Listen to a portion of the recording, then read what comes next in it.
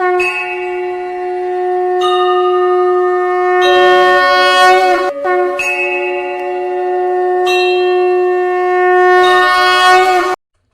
राज्य के उत्तर में हरे भरे जंगलों और शांत पहाड़ियों के बीच बसा है मयूरभंज जिला, जो अपनी समृद्ध संस्कृति, इतिहास और धार्मिक परंपराओं के लिए जाना जाता है।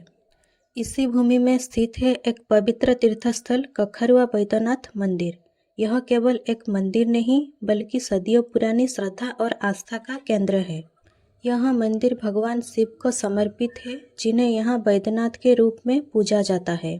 बैद्यनाथ का अर्थ होता है रोगों को हरने वाले भगवान।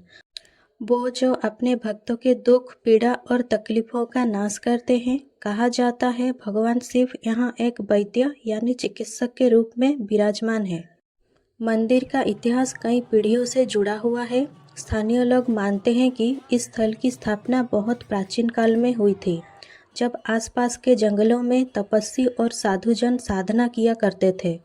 समय के साथ इस क्षेत्र ने एक धार्मिक रूप धारण कर लिया और तब से आज तक यहाँ भगवान शिव की पूजा निरंतर जारी है। हर साल सावन मास के दौरान यहाँ भक्तों की भीड़ उमड़ पड़ती है। दूर दूर से लोग जल लेकर आते हैं और हर हर महादेव के जयकारों से पूरा वातावरण गूंज उठता है।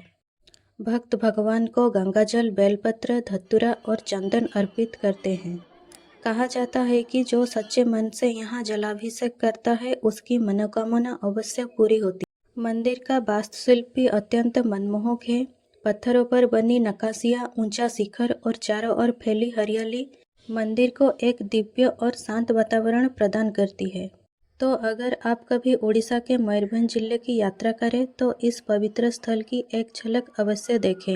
कखरुआ बैद्यनाथ मंदिर, जहां हर पत्थर, हर हवा और हर ध्वनि में बस एक ही नाम गूंजता है, हर हर महादेव।